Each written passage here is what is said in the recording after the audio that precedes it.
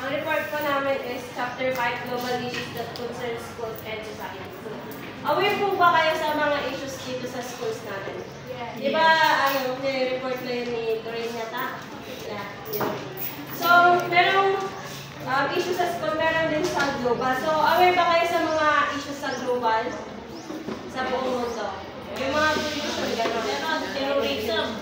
Yeah, terrorism. Isa din yun sa issues. So, our topic is all about top 10 global issues and how they can be addressed.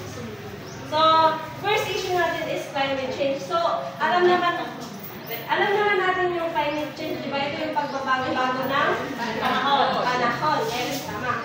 Kasi, Number 1, climate change. The global temperatures are rising and are estimated to increase from 1.6 degrees Celsius to 4.8 degrees Celsius by 2100. This would cause more severe weather crisis with food and resources and the spread of diseases.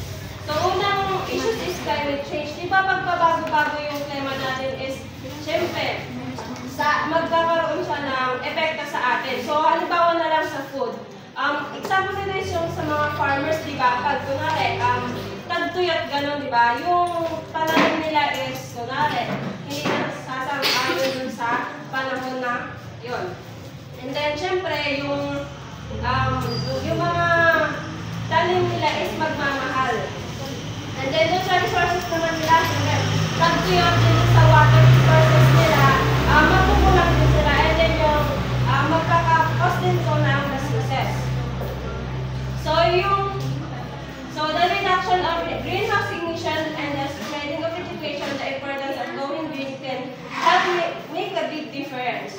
Lobbying government and discussing policies to reduce carbon emission and encouraging reforestation is an effective way of making progress with climate change. So, yung mga, kung paano nila i-reduce yung climate change is yung reduction of greenhouse emission. Kung yung greenhouse emission, ito yung mga gas na namuo sa atmosphere and nag-focus siya ng yung pag-init ng planeta.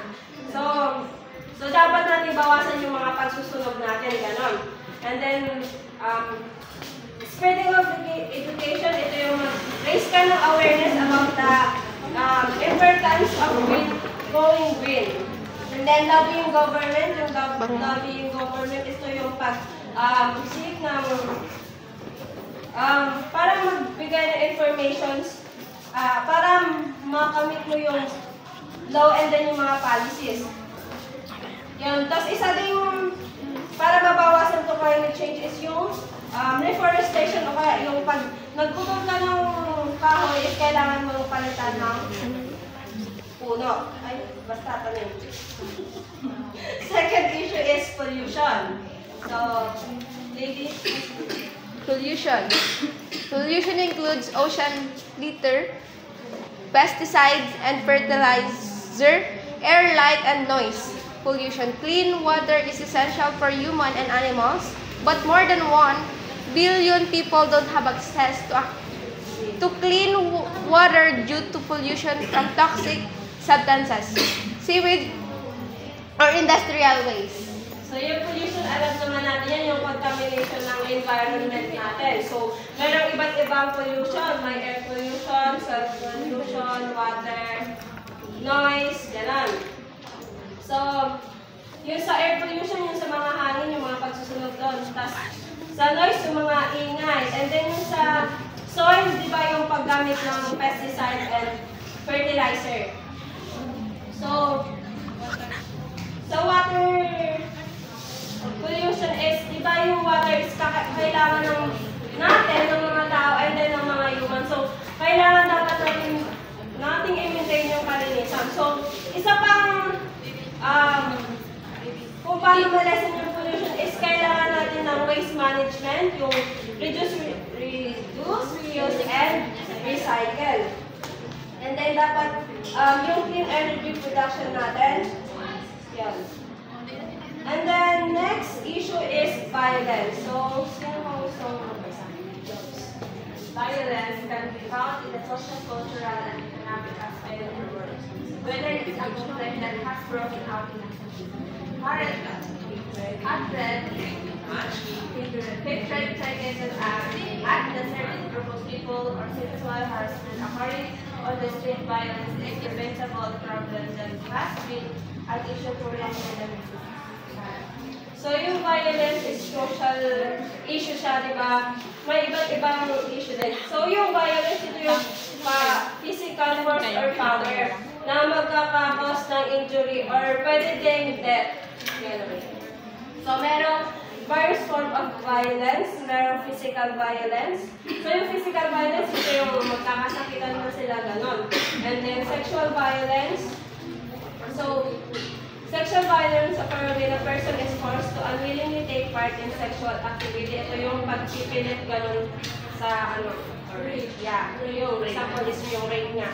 And then emotional violence occurs when someone says, emotion yung yung feelings mo, ma-affect ka. Nasalita na hindi maganda. Sorry. Tapos, next, violence is psychological violence. Ito naman yung sa mental, yung parang gano'n din sa emotional, di ba, pag may nagsalita. And then, papasok siya sa utak mo din, iisip-isipin mo siya gano'n. Depression ba? Yeah. And then, syempre, pag inisip mo yun, magkakaroon ka ng takot.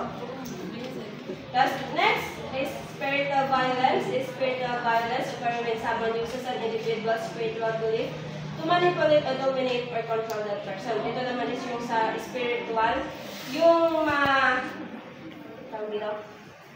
mapapaniwala mo yung isang tao na kunwari, leader ka lang, kunwari lang leader ka lang dun sa spiritual, gano'n. And then, pagsasabihan mo sila ng mga magagandang, kunwari, asal, punta ka ng grocery, basta yung mga gano'n, yung mga, basta gusto nilang i-manipulate yung mga tao na para sumama sila sa mga And then, last is yung cultural violence. Cultural violence occurs when an individual is harmed as a result of practices that are part of her culture, religion, or tradition. Ito naman yung violence sa yung mga religion and tradition mo, yung maapektuhan yung religion mo. So, kung paano ba siya ma-reduce, yung pwede din gumawa ng prevention program, gano'n. And then, yung sa violence is yung addressing root causes, yung kung anong magiging root ng violence na yun, kunwari yung puberty, gano'n, discrimination. And then, promote peace education, parang gano'n din yan sa programa na mag-promote ka ng peace education, gumawa ka ng program. So, next is security and well-being. Intang pabasa. Security and well-being. The UN is a perfect example of should be done to prevent the lack of security and well-being as we use global standards. Through its efforts with regional organizations and representatives that are skilled in security, the UN is working toward increasing the well-being of people throughout the world. So, security and well-being naman, so isa din sa mga kunwari. Sa politika, di ba? Meron, lalo na ngayon, malapit na election is, mga pera. Tapos kailangan, di ba meron din yung mga basta pinapang gano'n. So, kailangan Tinatambangan? Tapos, yun, kailangan nilang, Totoo yun? oo, totoo yun. Ang mga tinatambangan. Lalo pag yung sa mga mainit yung politika lang. Mataas na yung labanan. Ano yung labanan? Katulad ng ampatuan na sa dahil yun sa politika. Yan. So, paano ba siya madinasan or ma-reduce? So, kailangan natin ng community policy and crime prevention. Kailangan din natin gumawa ng programa. And then, environmental protection and sustainability. And then, yung human right protection. Last is lack of education. Ate Melanie. Lack of education. More than 72 million children throughout the globe that are of the age to be in primary education are not enrolled in school. This can be attributed to inequality and marginalization as well as poverty. Fortunately, there are many organizations that work directly with the issue of education in providing the proper tools and resources to each. So, lack of education, isa din siya sa issue. So, di ba may mga batang hindi na makapag-aral, pero ngayon is kailangan na nilang pumasok kasi rights nila yon.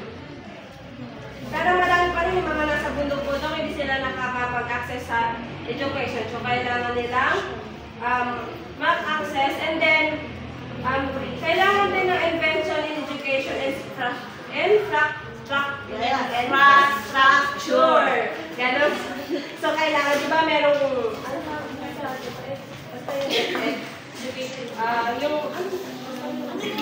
DepEd na kailangan nilang mag-project sa mga matataas, mga malalayong lugar para maka-access din yung mga bata na nangangailangan ng education kasi magagamit nila yun sa kanilang future. And then, addressing barrier to education. So, kailangan din malaman natin yung mga hadlang kung bakit hindi sila nakakapasok. Kasi yan, nakakapasok. So, and then, promoting lifelong learning. Kung pwedeng yung mga teacher kung gusto nila. Pero meron nga tayong pupunta talaga sila sa mga bahay-bahay para maturuan yung mga students. So, yun lang po.